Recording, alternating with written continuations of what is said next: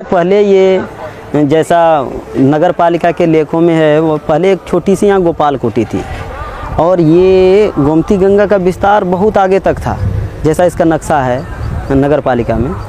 तो जब हम लोगों का काम चालू हुआ यहाँ पर, तो काम अभी हम लोग उस तरफ से शुरू किए। जब हम उधर से काम शुरू किए तो इधर से रात में वो पटाव करके यहाँ से और कम से कम 12 फुट आगे तक ये सब करके यहाँ एक कमरा बना। कमरे में फिर ये सब पूरा पुल से लेकर के और उस घाट तक, और इस तरह से पूरा अतिक्रमण कर लिया गया। अभी हम लोग उधर काम कर रहे हैं, इधर अतिक्रमण हो गया। उधर भी हम लोगों ने बहुत अतिक्रमण हटवाया, सब लोग अपना अपना बना रहे थे। तो इसमें फिर बहुत सारी पंचायतें हुई, जहाँ की जनता का सहयोग लिया गया, बाबा महाराज को बुलाया गया, बहुत तरह से रिक्वेस्ट किया गया।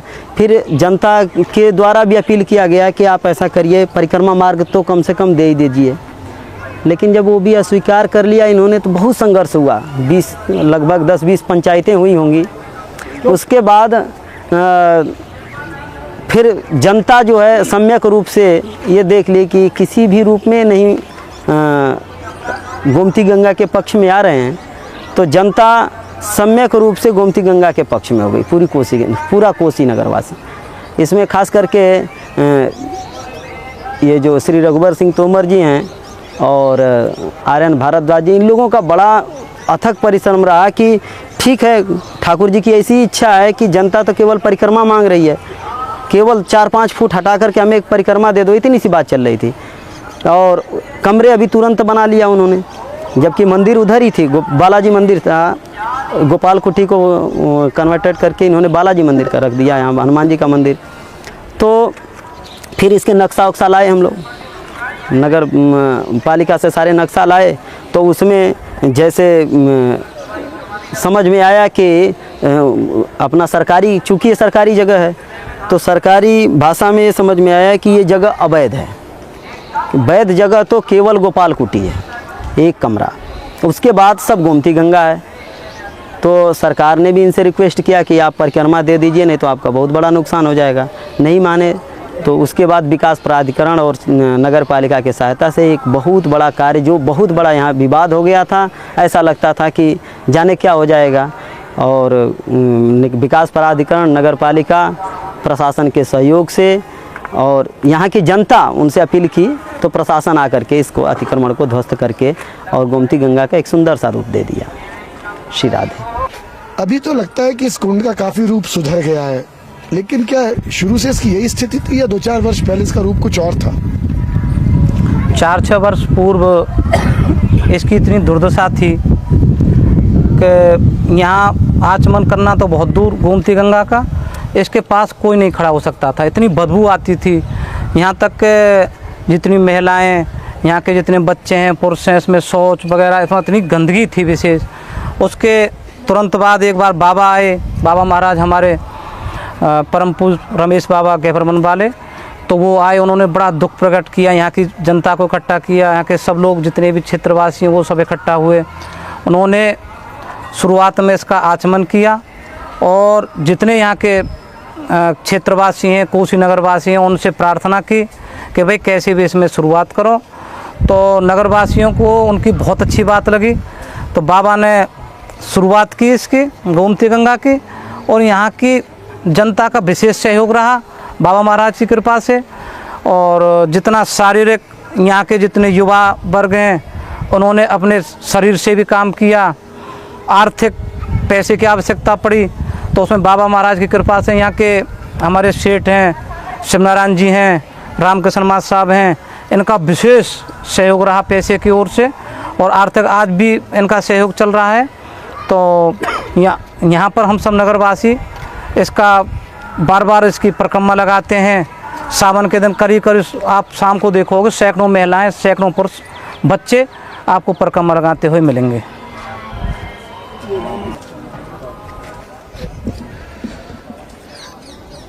आमतौर पर देखा जाता है कि कोई भी सामूहिक कार्य करने में लोगों को जोड़ना बड़ा मुश्किल होता है, क्योंकि हर एक की अपनी जीवन की व्यस्तताएं, अपनी आवश्यकताएं होती हैं। तो जनहित के कार्यों के लिए लोग समय नहीं निकाल पाते। इतना बड़ा अभियान आप लोग कैसे सिरे चढ़ा पाए? बाबा महाराज की कृपा और राधा रानी की आशीर्वाद से सब लोगों को प्रेरणा हुई और धीरे धीरे लोग जुड़ते चले गए। अच्छे आदमी जब आगे बढ़ते हैं तो बहुत सारा समुदाय इकट्ठा हो जाता है और उसी भावना से बहुत सारे लोग इकट्ठे हो गए और धीरे धीरे काम आगे बढ़ता गया। रमेश बाबा महाराज ने एक विशेष कार्य किया था कि भगवती पर 24 घंटे का कीर्तन लगाया। 24 घंटे उनके साधु कीर्तन करते थे, उससे जन जागरण हुआ और जन जागरण के माध्यम से समाज हमसे जुड़ता हुआ चला गया।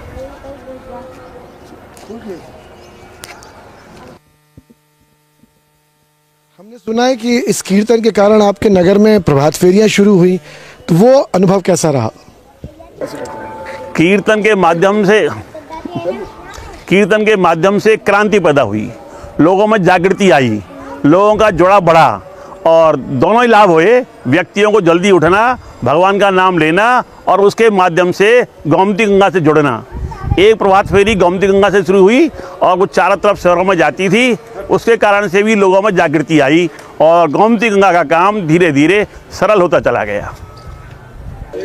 गोमती गंगा का जो स्वरूप निखर के आया है, इससे सबको प्रसन्नता या किसी को तकलीफ भी है? ये गोमती गंगा का जो स्वरूप निखर के आया है, इससे पूरे शहर में, पूरी बस्ती में, बच्चे से और बुजुर्ग तक सबको खुशी है। बहुत खुशी हुई है इसके सफाई और निर्माण कार्य होने से। ये हमारी गोमती गंगा जो है बहुत पुराना स्थल है और इसका धार्मिक बहुत बड़ा प्रभाव भी है। इससे हर आदमी को खुशी हुई है और इसका कार्य पूर्ण और भी हो जाएगा तो और भी ज़्यादा खुशी होगी। जब ये इतना महत्वपूर्ण स्थान है तो कोसी वासियों ने इतने दिन इसकी उपेक्षा क्यों करके रखी? कोसी वालों ने ध्यान नहीं दिया इसकी तरफ और कुछ दबे हुए थे लोग कोसी वाले। जब रमेश बाबा हमारे साथ आए, जब से कोसी वालों में उत्साह हुआ है और जब से ये चालू हुआ है।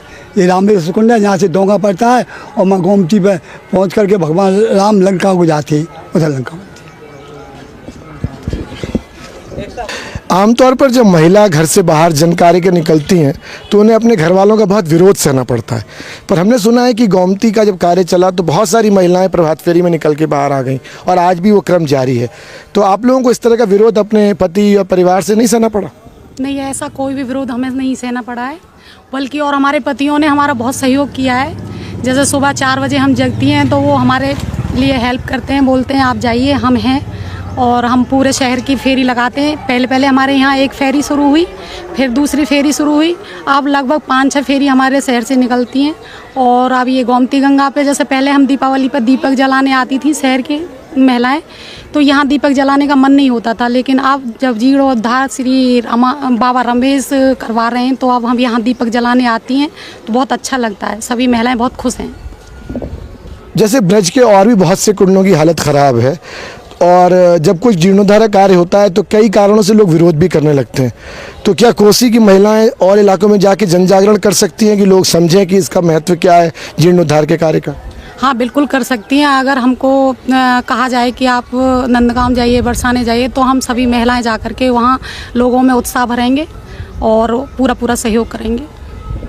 आपने कहा कि पूजा करने के लिए आपको स्वच्छ स्थान मिल गया, इसके अलावा आप महसूस करती हैं कि पत्नी या माँ के रूप में कि कुंड का क्या महत्व आपके जीवन में है? हाँ बिल्कुल, जैसे कि महिला को एक पृथ्वी की संज्ञा दी गई है, उसी तरह से ये हमारी एक गंगा माँ है, जो कि कोई भी बच्चा बिना माँ के नहीं रह सकता है। ऐसे ही हम अपनी कोसी को बिना गोमती गंगा के नहीं बचा सकते। ये जो जीर्णोद्धार का कार्य हुआ इसमें काफ़ी धन लग गया होगा, लगभग कितना धन लगा? इसमें करीब 35-40 लाख रुपया लगा होगा और 2-3 लाख रुपया कोसी के नागरिकों के द्वारा इकट्ठा हुआ है, बाकी मान मंदिर सेवा समिति द्वारा इकट्ठा हुआ है। हम देख रहे हैं कि जो दीवार बनी है और जो ये घाटों की मरम्मत हुई, इसके बावजूद मिट्टी भी बहुत जमा है, कूड़ा भी है, मलबा भी पड़ा है, तो इसके भविष्य की क्या योजना आपके पास है? इसमें लोगों से आग्रह कर रहे हैं जो यहाँ पूजा अर्चना करने आते हैं वो सारा कूड़ा यहीं डाल देते हैं, तो उसके लिए आग्रह किया जा रहा है कूड़ा यहाँ ना डालें और सभी लोगों से बताया जा रहा है। तो जैसे जैसे धीरे धीरे प्रचार होगा वैसे वैसे ये सही हो जाएगा।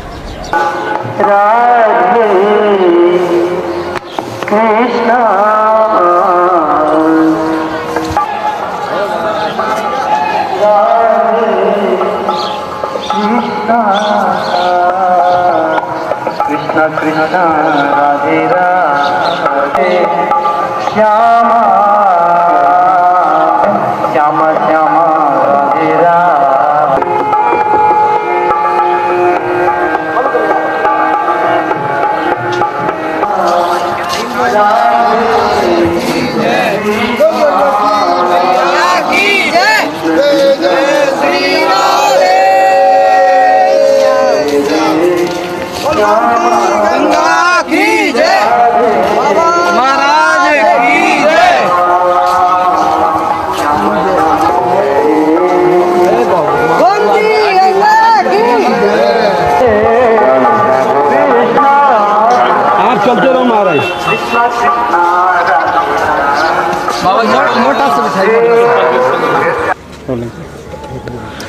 बाबा गोमती गंगा का क्या आध्यात्मिक महत्व है?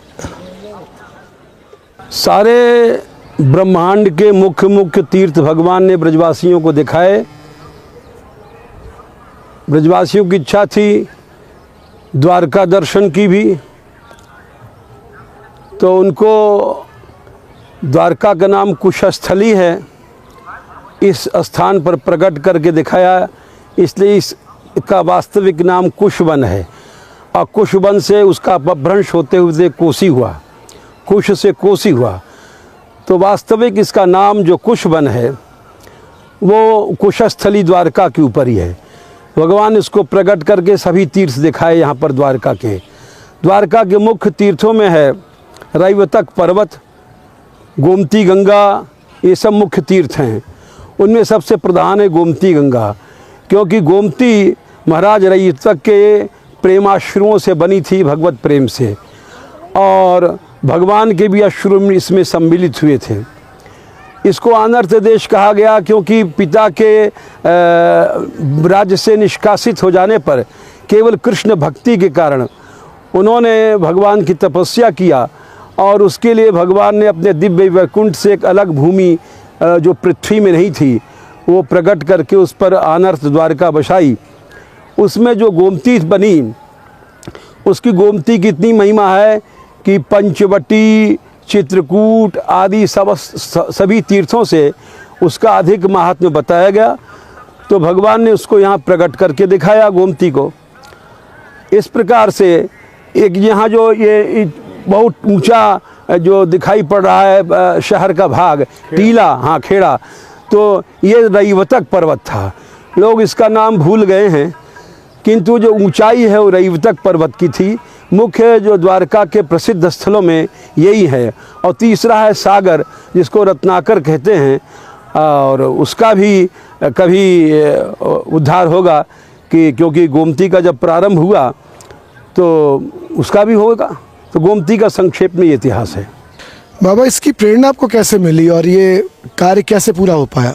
इसकी प्रेरणा तो मैं यूँ कहूँ कि हमारे हृदय में भाई तो ये गलत बात है, क्योंकि प्रेरक तो उर प्रेरक रघुवंश विभूषण, मैंने तो सोचा भी नहीं था कभी गोमती प्रारंभ होगा।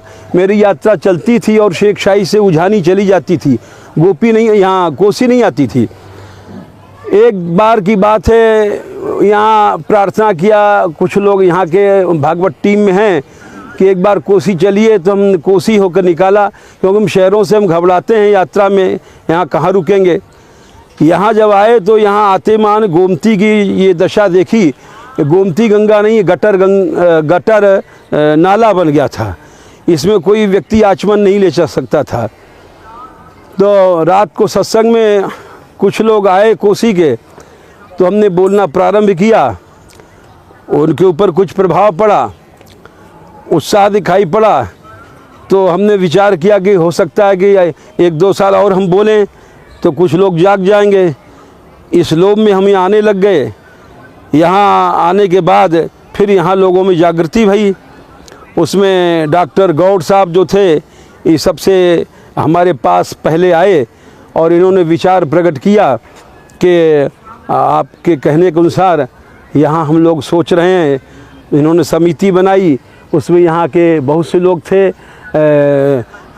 पास में भी ये रामकृष्ण जी हैं, ये शिव नारायण जी हैं, और भी लोग हैं। तो वो उस समिति बनाने के बाद इन लोगों ने प्रारंभ करने का संकल्प किया। फिर इस तरह से गोमती से हम जुड़ते गए, कोसी से जुड़ते गए। धीरे धीरे उस प्रयास से, इन लोगों के प्रयास से, मेरा तो इसमें कुछ नहीं है क्योंकि मैं तो कुछ करने ही लायक नहीं हूँ। इन ब्रजवासियों के सहयोग से ये सारी गोमती का पुनः संरक्षण हुआ।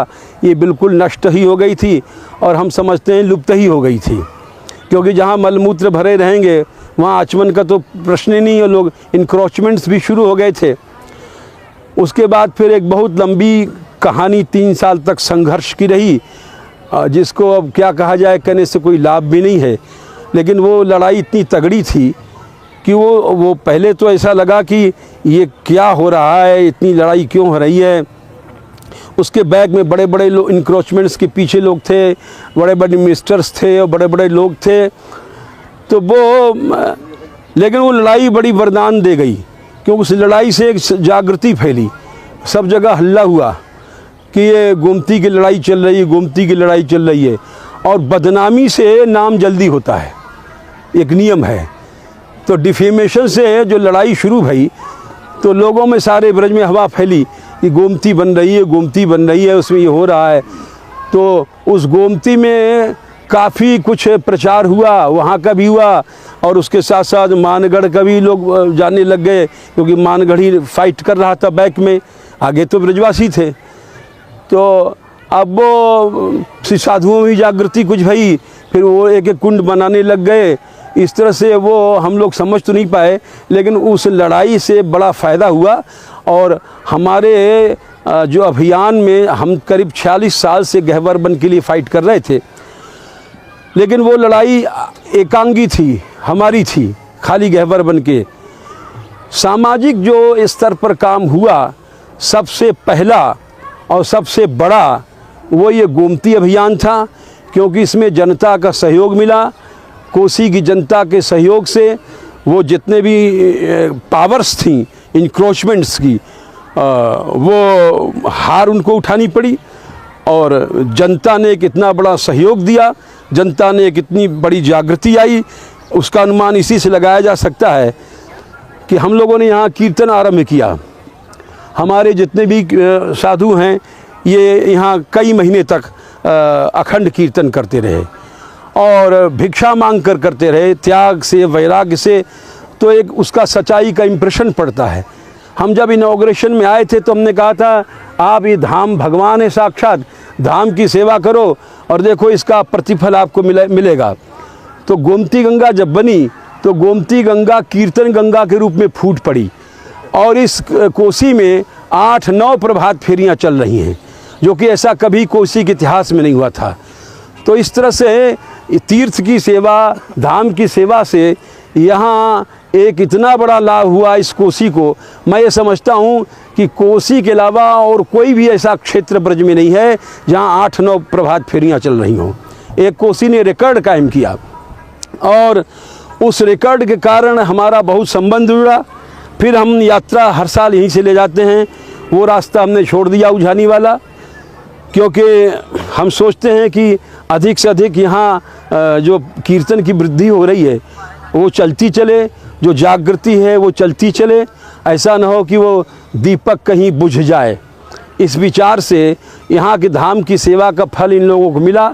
एक अच्छा संगठन बना, एक अच्छे बौद्धिक लोगों की विचारधाराओं की एक समिति बनी, भगवान नाम में प्रचार हुआ। इस तरह से एक बहुत से इसके लाभ हुए, और कोसी के माध्यम से बाबा अभी शिवनारायण जी ने बताया, हाँ, इस पूरे जीर्णोद्धार के कार्य में लगभग 31 लाख रुपया लगा, हाँ, जिसमें से लगभग 3 लाख रुपया कोसी के नागरिकों ने अपने सहयोग से इकट्ठा किया, हाँ, और लगभग 27 लाख रुपया, 28 लाख रुपया मानगढ़ सेवा संस्थान ट्रस्ट के सहयोग से यहाँ आया। हाँ। लोग 1 लाख रुपया भी लगाते हैं तो अपने नाम के पत्थर लगवा देते हैं, ट्रस्ट बना लेते हैं, उस पर आधिपत्य जमा लेते हैं। हाँ। इतना बड़ा सहयोग मानगढ़ सेवा संस्थान ने यहाँ किया, उसके बावजूद आपने अपना कोई कानूनी आधिपत्य यहाँ क्यों नहीं जमाया? भाई, पहली बात तो है कि हमने कुछ किया ही नहीं। जो लोग ऐसा कहते हैं वो गलत कहते हैं। मैं रोटी मांग के खाने वाला, मेरे पास कोई बैंक बैलेंस नहीं, कुछ नहीं। अगर कोई कहता है 27 लाख, तो मेरे पास 27 पैसे भी जेब में नहीं हैं। अब वो कहने वालों की बात हो जाने, न मेरा कुछ लगा और न मैंने कुछ किया और न मेरा कोई आधिपत्य। रानी की जय, बाबा महाराज की जय।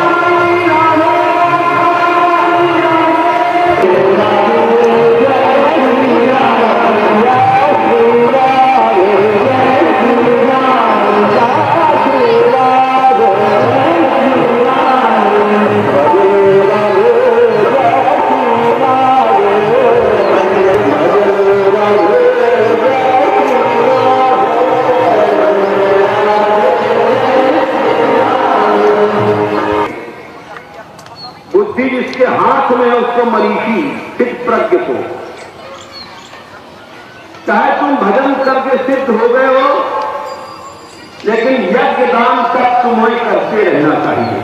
वो प्रशंसनीय नहीं है, भगवान की आज्ञा का पालन करने वाला नहीं है। बहुत से लोग कहते हैं हम तो एकांतिक हैं, हम तो एकांत में भजन में डूब गए हैं। अरे तो भगवान कौन सा तुमको भजन से भी, चाहे तुझे कर्म की जरूरत नहीं है, लेकिन लोक संग्रह के लिए, लोक सीखें, लोक कल्याण के लिए। और श्रीमद् भागवत में एक बात बड़ी विचित्र कही गई है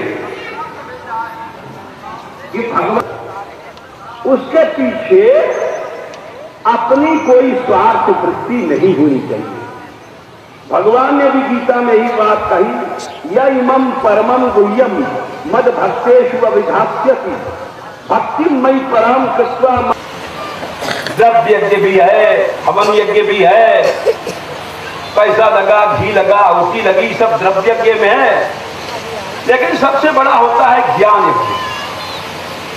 श्रेयान ही द्रव्याद यज्ञ ज्ञान यज्ञ परंतप सबसे बड़ा है। समझदार कम है ऐसे लोग, क्यों? भगवान को भी अपना नाम प्रकट करना पड़ता है। हम तुम तो मिट्टी की पुतले हैं, हमारा तुम्हारा क्या रहेगा? वो पत्थर पर खोदा रहेगा और तुम तो चले गए जाने कहां कर्म भोगने। तो छोड़ जाओ, द्रव्य यज्ञ है, वो ज्ञान यज्ञ नहीं है। ज्ञान यज्ञ है कि करना चाहिए जिससे हर प्राणी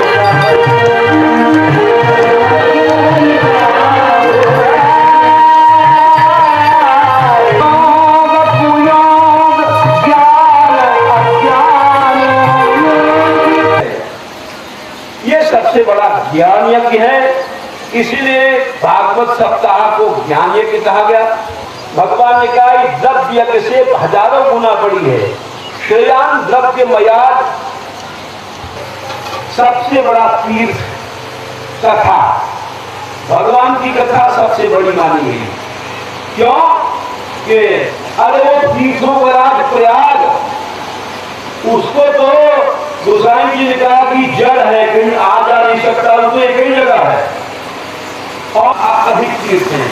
विदुर जी से भगवान, विदुर जी से युधिष्ठिर जी ने कहा था, हे महाराज नहीं गए भरत विधा भागवता करेंगे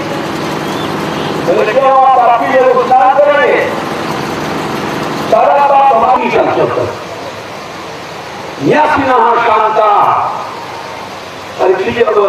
भागवत जी कहते हैं जो सच्चे न्यासी माने से आगभित पाप नाशक भगवान है, वो तुम्हारे साथ। तो भाई भगवान के भक्त सबसे, और जो कहते हैं वो करते हैं, जो करते हैं वो कहते हैं। हमारी यात्रा भी 3 साल पहले जब दाऊ जी भी थी, तो हर साल निमंत्रण वहां से आता था। रमण जी क्या मतलब थी, अलग हो अलग हो, ये कैसी आवाज आ गई? वहीं चलेंगे, वहीं गए, वहीं खंभा गाड़ा और रसोई फुसरी अपना यहां से बनती है। यद्यपि